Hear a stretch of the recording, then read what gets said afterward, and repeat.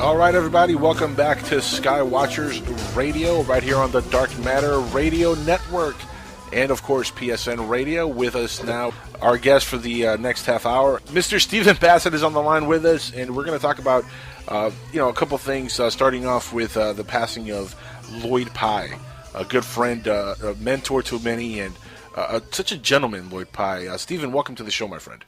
It's good to be with you again. Tell us a little bit about your history with Lloyd. I know you wanted to give the audience a little bit of your background with Lloyd and what he meant to ufology. Well, Lloyd and I were just 1 year apart in age, and I've met him several times over the years. We both had friends in London, UK. Linda McKenzie, a wonderful woman, has helped me, and we stayed there at her place as he was over doing research on the Star Child skull. And he's one of many colleagues. And over the 17 years that I've been in the field, I've gotten to know a large number of people that sort of represent this community of citizen science researchers. Actually, it's citizen science researcher activists is what it is. And what I mean by that, and because of the ET tooth embargo, not a single college university in the country is teaching extraterrestrial phenomena, teaching about this issue, in spite of all the vast information that's available. Correct, yeah. And there are no academics that, with very few exceptions, will even come out and address the issue in a comprehensive way. There are a few, but even then they have to do this sort of on the edges, nothing in the center. And so the community had to do its own science, had to do its own research, had to create its own journals to try to investigate what was going on with no funding because of the truth embargo. There's been no philanthropic funding, both private or institutional. There's really no government funding. So they had to pay for it themselves out of their own pockets. Right. The work itself is difficult, and it's controversial, so it takes price. There's price to be paid sometimes in family and relationships. And I see this throughout the community, the sacrifices that are made, which just is even more galling than when people who don't know better criticize or make fun of the people that are pursuing this issue. People who wouldn't even think of making the sacrifices the individuals are making. Lloyd was one of these. He's a very smart fellow, wonderful college career, an athlete, good writer, lecturer, really could have done anything he wanted. He certainly could have been a mainstream writer of books, a mainstream lecturer, projects very well, but he embraced this issue and went down that path. Now, he's best known, of course, for the Star Child skull that he discovered, and that's really what mainstream people in ufology kind of know him from, but he's meant so much more than that to ufology. Well, that's where he ends up, but he had a life before that, and right. And he's an upbeat, positive guy, healthy, didn't smoke, didn't drink, and all of that. And what I know so when he finally arrives at his sort of, I guess you could say, destiny, which is the Star Child skull, which comes into his comes onto his radar, becomes aware of it. It's owned by a couple in Mexico, and starts to get into it. He finally has found his end game, and it's a tough road, a very, very tough road. There's just nothing more difficult than materials analysis or bioanalysis in this field, because you have to engage mainstream science to go anywhere. It's one of those things where just citizen science ain't going to cut it. If you've got a piece of metal, you say it's from the Roswell crash, you just can't take it to the guy down the street to look at his garage and then say, oh, we have an extraterrestrial piece of metal. You have got to get big-time metallurgists to look at this, analyze it with highly sophisticated equipment, extremely expensive. This is one of the most difficult path to take. William Moulton Howe's taking this path, Roger Lear's taking this path, and Lloyd took it with the Star Child skull. And all I can say is I couldn't have done it. It would have been more than I could have borne because it cost a ton of money. He had to raise money. Yep. He didn't spend any of it himself. It all had to go to pursue this research, which is why he didn't have any health insurance, which, like so many of my colleagues, meant that he could afford to go get checkups and things, wasn't able to do the things you really should do to avoid having a serious medical problem. Mm-hmm. But he did it all with this very positive, upbeat attitude, about as positive a person as I have run into in the field. Always looking forward, never criticizing others, just staying focused on what you're doing. That's exactly the kind of person it took to deal with what was involved in resolving the issue around this skull. It was going to take somebody like Lloyd. Otherwise, it just would burn out. They couldn't do it. So, it was just awful when I learned that he, at the same age as I, got handed this really bad roll of the dice, which is essentially the very aggressive lymphoma cancer. Mm-hmm.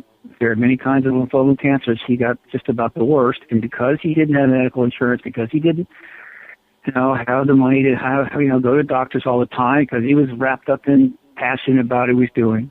He wasn't getting checkups, and when they found it, it was the size of a softball. And he had no pain, which is another thing. He went in for something completely different. He had no pain associated with the cancer. It was something else that he had wrong with him. I think it was a bladder issue. That's why you get physicals. That's why you get checkups. That's why you get physical. Because you have to catch. Well, of course, if it happens to be this kind, again, you're in trouble. But and look, I'm angry not only about Lloyd but also about the American healthcare system, which is a disaster. Yes. It's illusion, and it's just awful. Not for the rich. The rich are fine. Right. But for the general public, it is a catastrophe, and yet you got all these people running around saying it's the best in the world. All of this drives me crazy, but I won't go there. Just to say that that just makes it a little harder to deal with the fact that we've lost a good man, and we've lost others, and we're going to lose more because if you don't have insurance, if you're putting everything into your activism or your science, if you're pursuing the kinds of things we pursue with the kind of passion, you're going to roll the dice. And you're not going to take care of this and that. You're not going to go to the doctors, and you can get nailed. And this is going to happen again. But that said, I'm very pained that Lloyd did not live to see the resolution of that research. Whatever he had there, whatever that score presents, what was the latest on the research with the skull? I mean, I know there was testing done recently, or not recently, but not too long ago, that actually brought back some DNA results. Correct? He's had a series of DNA results. Okay. This is extremely complicated stuff, and clearly there's anomalies.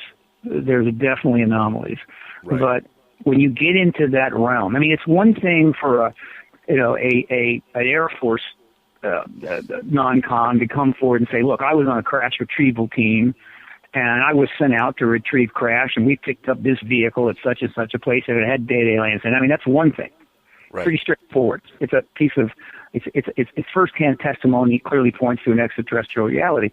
It is another thing to pursue the extraterrestrial issue by going through the scientific window of deep DNA analysis on anomalous biological specimen. This requires a scientific method process. It can take years and years to get resolved, which is, again, that's the path that he took. Assuming that the skull and the work that's been done is been passed on to a new caretaker. He certainly had time to do that. We don't know if he did or not, but I'll assume that some arrangements were made, and it will go forward. But again, it's not going to be easy. It may take a long time, but at some point we may know exactly what is going on with that skull, and his work will have a kind of closure. Now, who's the caretaker of the skull now? Is this going to stay in his family? Is there somebody in particular? Well, the skull. Remember, the skull is owned by a couple in Mexico. He has it essentially on loan to work with. So exactly the ownership of the skull, what's going to happen, I think it's probably complicated as well. Nothing's been said. Nothing's going to be said for a while. I imagine that someone in his family will make some sort of announcements in a certain amount of time about what's going to happen with that particular evidentiary work. Obviously, an awful lot's been done. It would be a shame if it was not completed. It may be that this is something that won't get resolved until after disclosure, like many, many other things, when the willingness and the money to pursue exactly what's going on with that skull will probably be abundant. Pre-disclosure may not be possible. In fact, I felt it was that way even while Lloyd was working on it. I felt that this was not a pre-disclosure resolution, that there was just too much involved and the resources weren't going to be there, not that it's still not worth doing. So, the long and the short of it is that, on a personal level, we lost a really good person that was nothing but a positive force in the field. That's always a tragedy. On another level, Lloyd is representative of the price that you have to pay to go and get involved in this kind of work, which then brings us into the consequences of truth embargo and government interference in the truth process and so forth. There's always going to be prices that are paid, and they're usually paid by the people, and that's happened before. And so these are the things that are on my mind as I consider Lloyd's passing. Now, moving forward, what's actually developing now with the whole disclosure movement? I know you have the movie that's coming out, or you're working on still. You want to talk about that a little bit? Oh yeah, there's a lot going on. There's been some very unusual developments in the last few days. As we've talked about on your show before, PRG is going to launch a fairly comprehensive, broad-spectrum campaign to get hearings in Congress on the ET issue early next year, hopefully by April latest, if not March.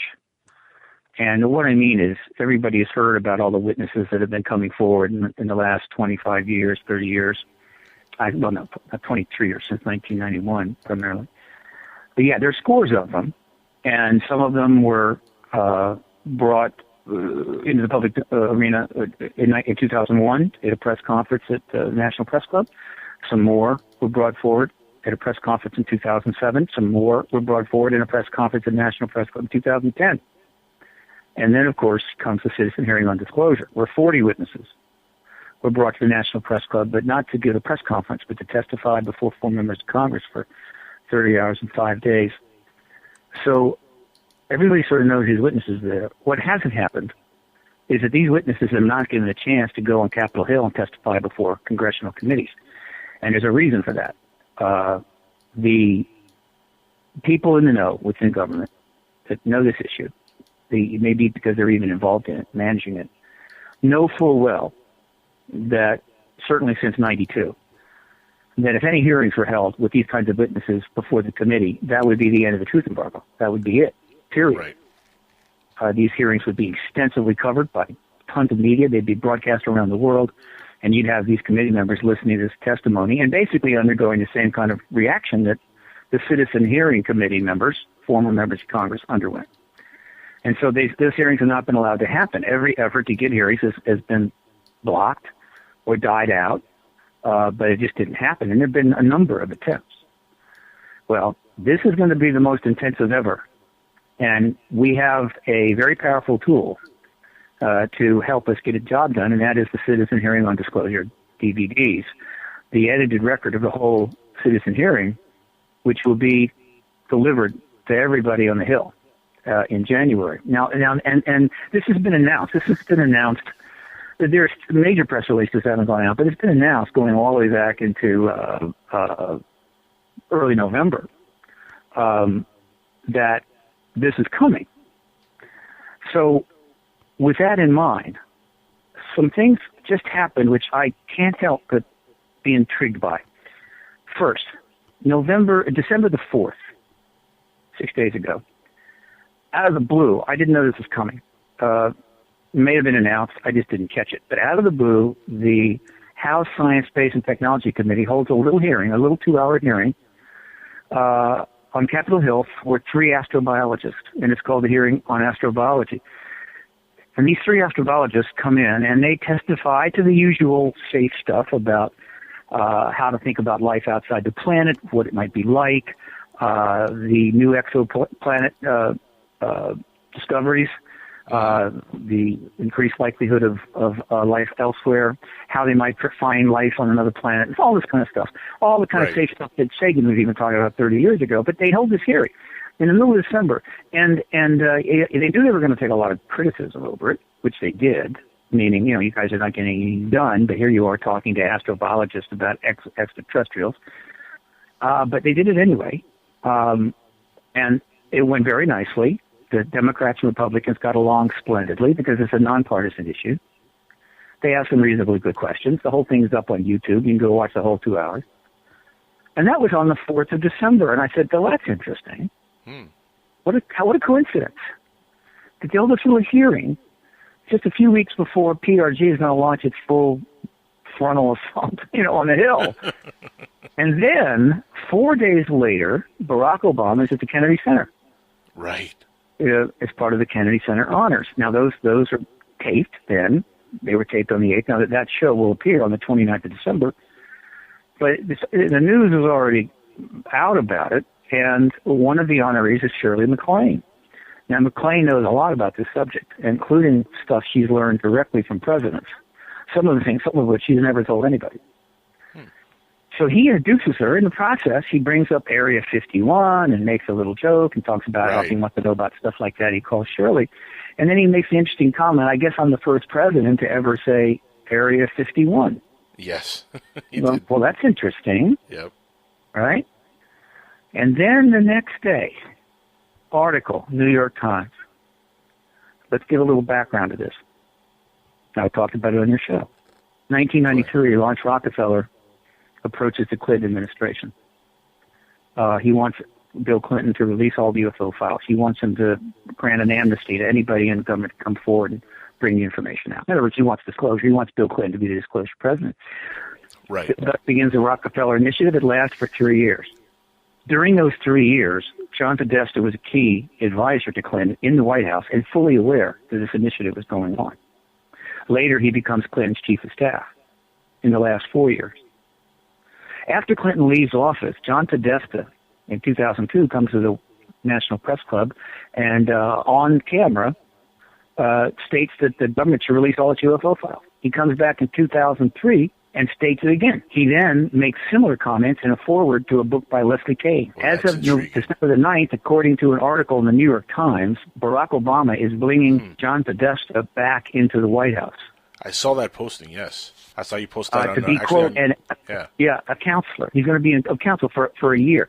In other words, he's coming. In other words, he's not just going to be hanging out. He's already, I guess you say, a non-hired advisor. He's coming in to be formally part of the White House for a year, because the quote, as the Times put it, the Obama administration is in a very bad place, lowest ratings ever. I got to ask a question. Do we know what position he's going to come in as? Has it been announced what exactly his title is going to be, what his duties are going to entail? The only thing that the Times has said was that he would be a counselor to the president, which means that no formal position has been assigned. So I guess you could say that's really basically an aid to a president. Well, if he's a counselor, does that mean Obama's a camper? I'm sorry I have to crack that joke, but he acts like a child sometimes. I set you up. You went for it. I appreciate that. But also they mentioned that he might be advising him about certain domestic policies or whatever. Look, all I can say is, by the way, Time magazine today comes out with an article on its website, jumps on this right away. I mean, the article was about the fact that, they're bringing Podesta back, but here's 5 reasons why they may not want to. And they list a number of things that Podesta has said and commented on that are not favorable to Obama's tenure so far. He's been frank and somewhat critical of Obama from time to time. Yeah, he's been very vocal about Obama's presidential administration. Yeah. And it listed 5 things. And guess what the 5th one was? UFOs. Oh, really? And Time Magazine is talking about how he called for the release of files. And so Time Magazine just re-brought that up and stuck it right back out there. And so these three things happened, December the 4th, December the 8th, and December the 9th, and then the Time Magazine article, December the 10th. This is pretty unusual. And so I'm contemplating this.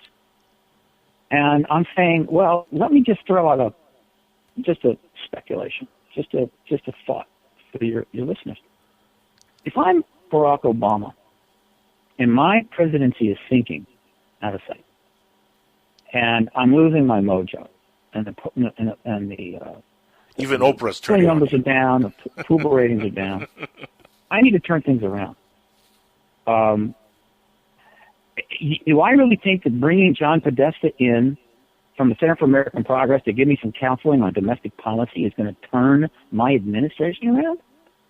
Probably not. Like he's some magic wizard. He's going to come in and give me a couple of tips in the next... No. Why? What could John Podesta possibly do that could really turn around the Obama administration from being a major, how would you say, failure as a president overall, with some successes, as opposed to a legacy president? Well, there's one thing. With disclosure. If I needed somebody to advise me on disclosure, not how to do it, and also needed somebody to negotiate with the military intelligence community, where a deal has to be struck for Obama to take action, right. He's the number one guy. He's the guy you go to. He would be it. And so I'm just throwing that out as a possibility. Now, I have no idea if that's true or not, but I know one thing. I'm sure as hell going to be talking about it. I'm going to be bringing it up extensively. And did they really think that they were going to bring Podesta into the White House and that wasn't going to be out there? So apparently they weren't particularly concerned about having UFOs and John Podesta in the same sentence for the next year. So I'm just telling folks to pay attention. I said before, we're close to the end on this. Yes, we're getting things in a position where I think there's only one way to go, and that's disclosure. The Congress is in a position where they got nowhere to go but up, and hearings on this would bring them enormous amount of attention. The president has nowhere to go but up, and being the disclosure president would be a massive game changer, legacy maker. All of this is coming together pretty nicely, so that's just something to think about. I'm looking for all these little signs, all these little indicators that something is going on, because I can assure you they're not going to tell you. They're not going to tell you why Podesta's really been brought in. They're not going to tell you why, Obama decides to mention Area 51 at a major event, the Kennedy Center Honors. It's going to be broadcast to millions of people on December the 29th, or why the Congress decides just before PRG is about to arrive in town, they're going to hold a small hearing on extraterrestrial. They're not going to tell you, but if you read between the lines, you may see that something's going on.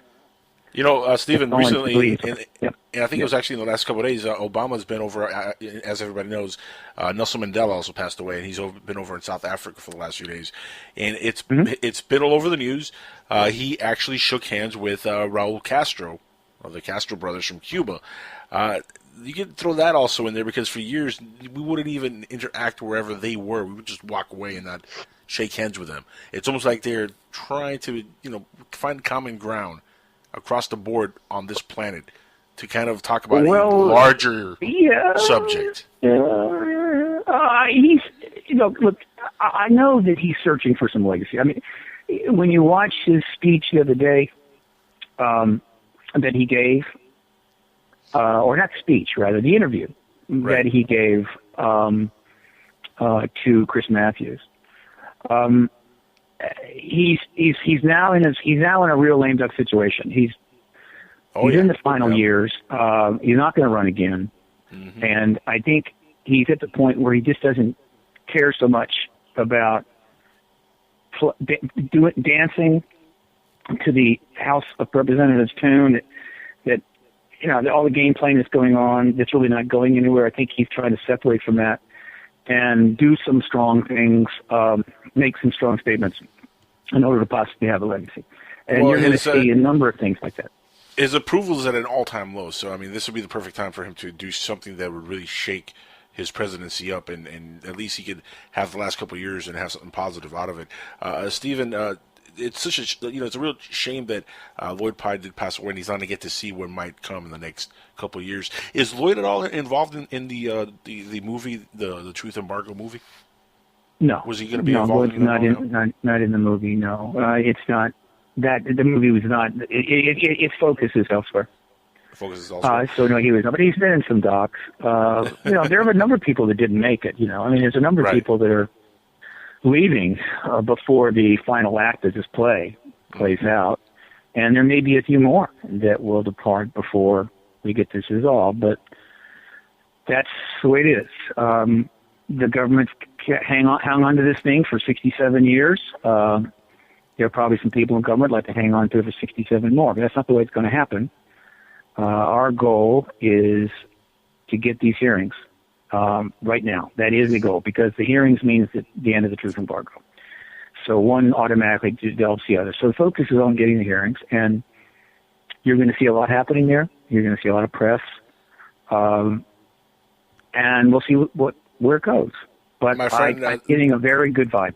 Yes. The future is going to be, I think, just an incredible ride for all of us. And I really do hope that we get to see disclosure in our lifetime. I really do. Stephen, thank you so much for joining us tonight. And again, giving a final memory to the audience of your encounters with Lloyd Pye and giving us an update on what you're working on. Send those who have his contact, email and so forth, or his Facebook, leave a note of appreciation. His sister and other members of his family, his mother, I know that they will like that, and it will be nice for them to hear that. He was one of the good guys, without question. Yeah, he was dedicated. He worked hard. He was a good guy. He didn't criticize others.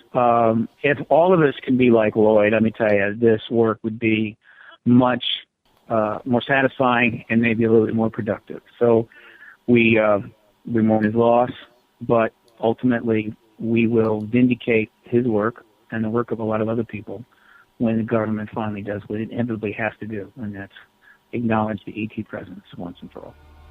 Agreed. Thank you so much again, Stephen.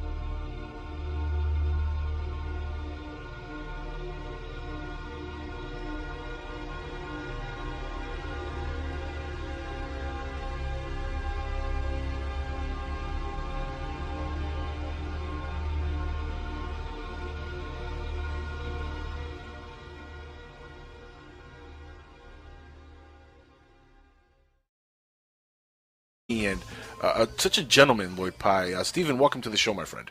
It's good to be with you again. Tell us a little bit about your history with Lloyd. I know you wanted to give the audience a little bit of your background with Lloyd and what he meant to ufology. Well, Lloyd and I were just 1 year apart in age, and I've met him several times over the years. We both had friends in London, UK. Linda McKenzie is a wonderful woman, has helped me. We stayed there at her place as he was over doing research on this. Correct, yeah. And there are no academics that, with very few exceptions, will even come out and address the issue in a comprehensive way. There are a few, but even then they have to do this sort of on the edges, nothing in the center. And so the community had to do its own science, had to do its own research, had to create its own journals to try to investigate what was going on with no funding, because of the truth embargo, there's been no philanthropic funding, both private or institutional. There's really no government funding, so they had to pay for it themselves out of their own pockets. Right. The work itself is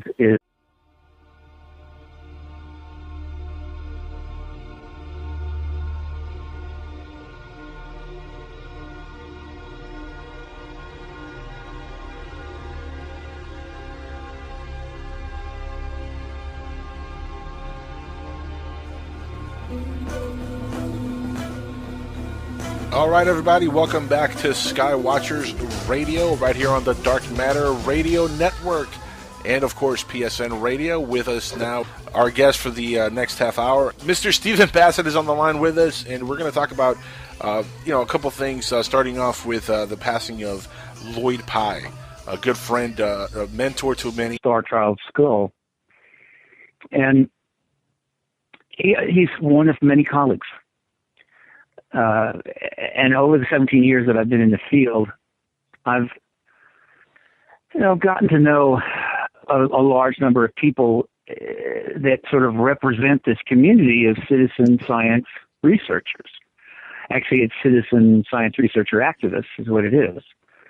And what do I mean by that? I mean, and because of the ET tooth embargo, not a single college university in the country is teaching extraterrestrial phenomena, teaching about this issue, in spite of all the vast information that's available. It's difficult, and it's controversial, so it takes price. There's price to be paid sometimes in family and relationships.